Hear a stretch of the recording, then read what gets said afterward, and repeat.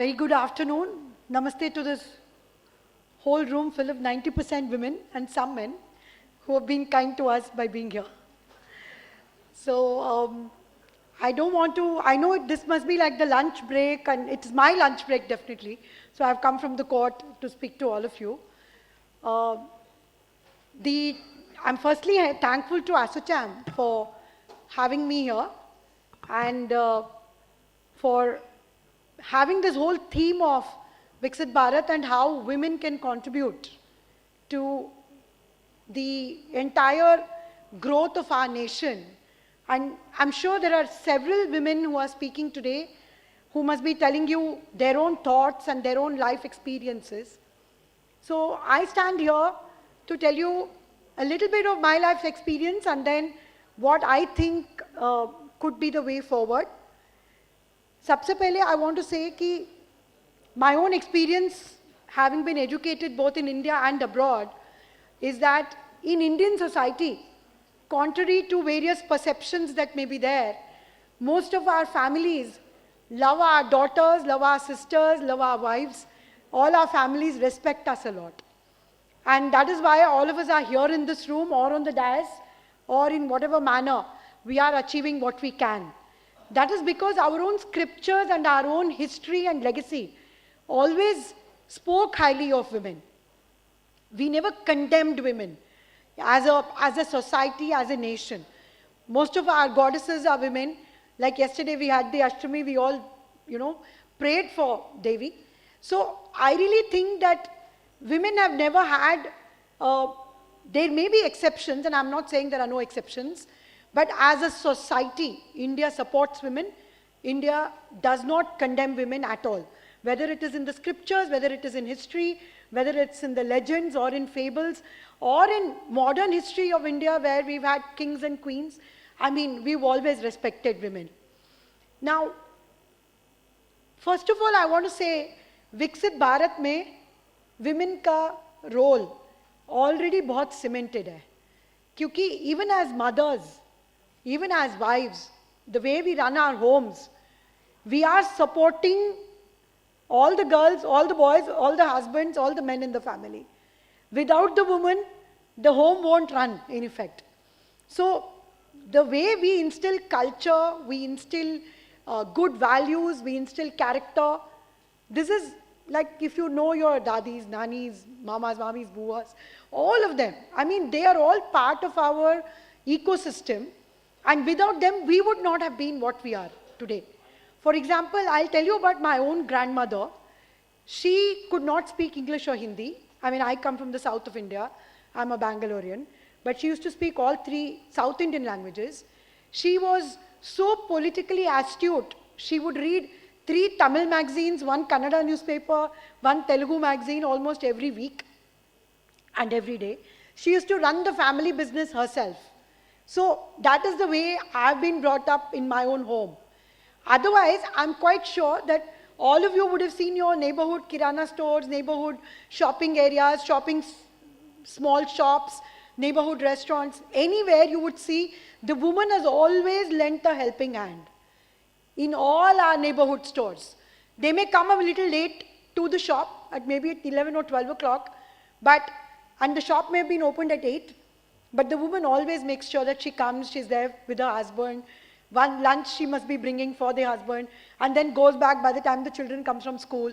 So women have always been entrepreneurial in India. We've never shirked from our domestic responsibilities or our entrepreneurial responsibilities. But when we are now talking about Viksit Bharat, we are talking about women being in mainstream entrepreneurial systems. So that is a different concept and framework altogether. Before I embark on that journey as to how we can do that, I want to say that there's a note of caution I wish to add. Whenever we talk about women coming into mainstream, please remember, when we bring them into mainstream entrepreneurship, we are depriving their company for the family as well. So there has to be a double role that the woman plays, because all of us who are working and we are working women, we don't give up on our domestic responsibilities most of the time. There is some sharing in the younger generation, which I see now. Boys share a lot, men are willing to share responsibilities, but still, it is the societal framework. Like we are able to drop the child at the mother's house or the mother-in-law's house to take care of the child. Or of course, daycares, etc. are always there. But then, we need to be cautious about not over-pitching it, resulting in overburdening the woman as well, right? So we have all worked, like for example, I work about 14 to 16 hours a day. There's not a single day I don't work that much. But the fact that we all have to take care of our domestic responsibilities is also a double burden on women. And we need to keep this in mind when we are talking about the role of women in a changing society in India. Now, let me give you some examples of what I wish to talk today. My time is like 15 minutes, so I intend to finish by 1:45. So, there are some statistics in the last 4-5 years that I have gathered, which I would like to tell you all. आप सबको मालूम होगा कि कोई भी university में आप जाएंगे, कोई भी IIT में जाएंगे, any other educational institution in the country, you will see almost 45 to 50% people are women. And this is at undergraduate level, science में. Postgraduate level में, it is almost 65% women.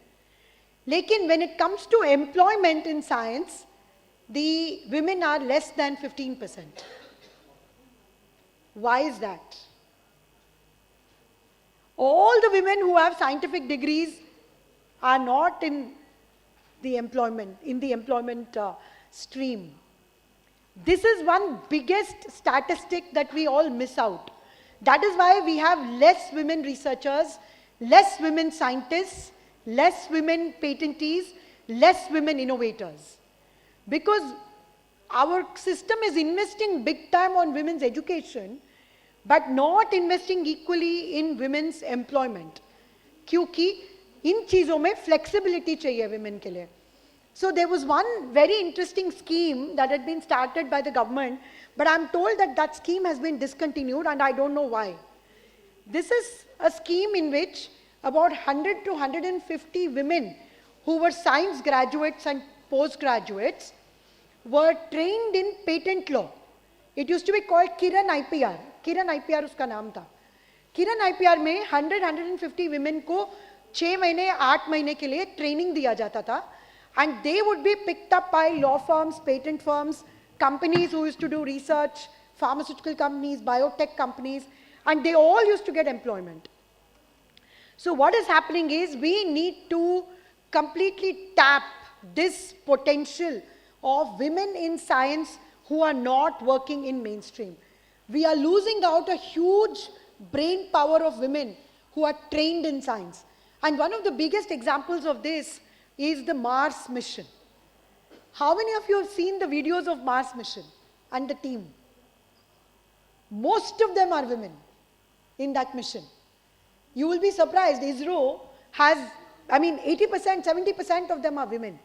And they're all housewives, they're all scientists, and I recall 3-4 years ago, one of the women, Nandini Harinath, we had invited her to the Delhi High Court to speak about the Mars mission. And what a beautiful speech she had given.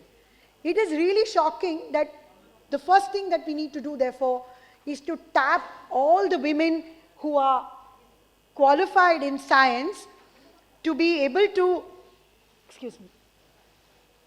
to be able to tap their potential and bring them into mainstream.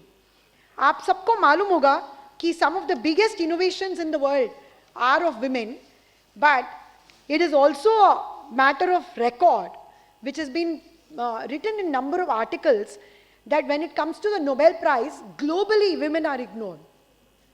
Women को ignore किया जाता है. बहुत सारे innovations है women का, but for some reason or the other, the same recognition is not given. So it's not only in India, this is a global problem, and we need to deal with it at a global scale.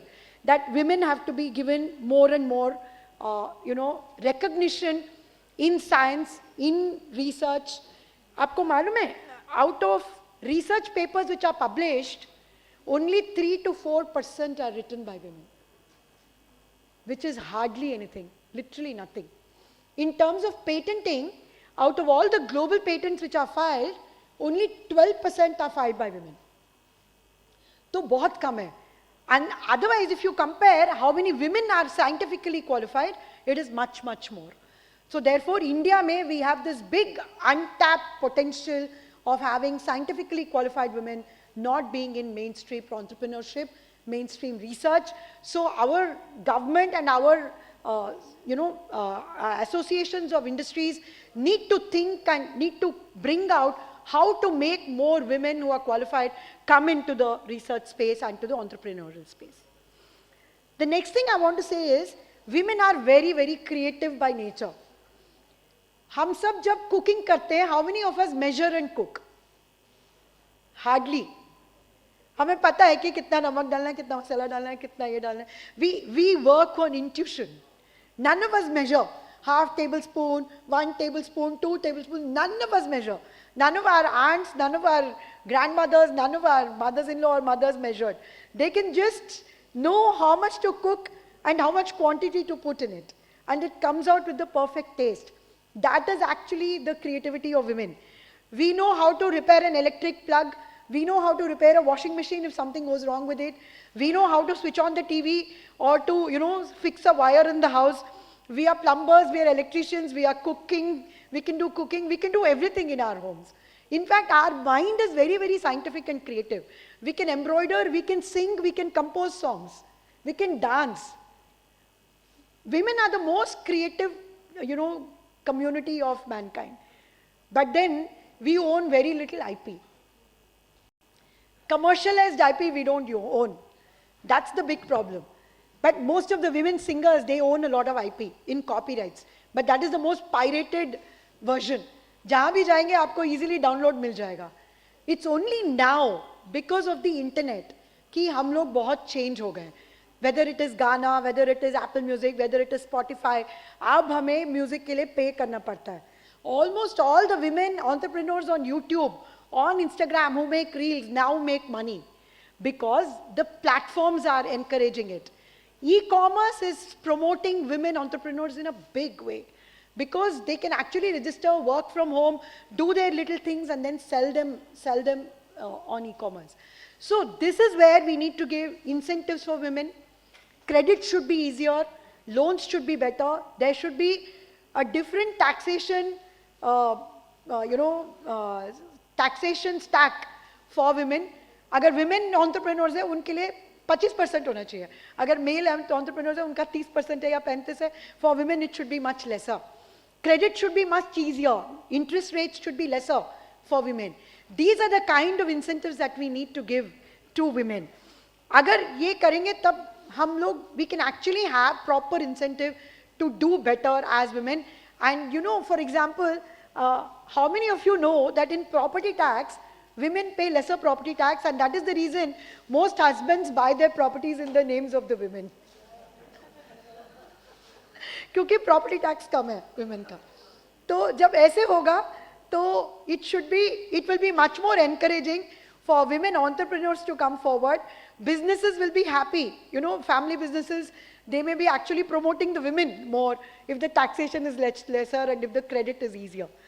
Interest rates are lesser. Now let me come to law as a profession, because I'm here as a judge. So I want to say that I used to head the examination. I was in the examination wing of the Delhi High Court administration, और हम लोग judicial officers के लिए papers set करते थे, and we used to check them. आप believe नहीं करेंगे, across the country, magistrates, judicial officers, higher judicial officers, 55 to 60% are women now. That is because competitive exams में women बहुत अच्छा perform कर रहे हैं. Excellent performance by women. They come out as the toppers from their law schools. They do extremely well in law. And judicial officers, आप कोई भी court complex में चले जाइए, you'll see any number of women who are there. Delhi में ही 55% वो है, women है. And we see toppers, first rank, second rank, third rank holders from top universities joining the judiciary. Judges को अच्छा respect मिलता है. तो इसलिए families are happy कि नहीं हमारी बेटी जज बने तो ठीक है, लेकिन वकील रहेगी तो शादी कोई नहीं करेगा उसके साथ क्योंकि उनको लगता है कि हर वक्त लड़ती रहेगी घर में. In fact, you know, it is the opposite. The girls who are women are much more smarter, sensitized. उनकी पूरी लड़ाइयाँ कोर्ट में खत्म हो जाती है, घर में नहीं लड़ते वो. So, women actually do a fantastic job in law. However, high courts में हमारा 10% भी नहीं है, और सुप्रीम कोर्ट में आज के दिन में भी एक ही सुप्रीम कोर्ट जज है, woman, out of 34.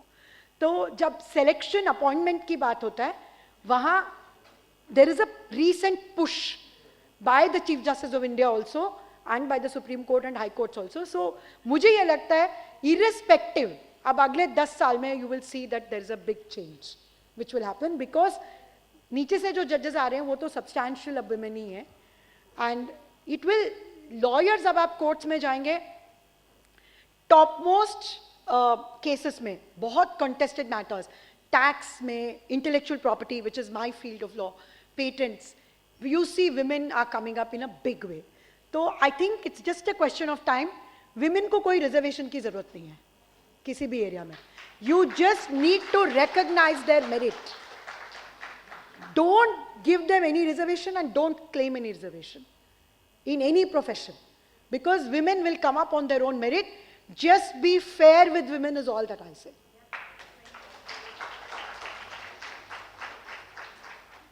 So, coming to the way forward, मेरे को एक ही चीज़ कहना है, so many women here, the most important thing is women should never claim sympathy from anyone.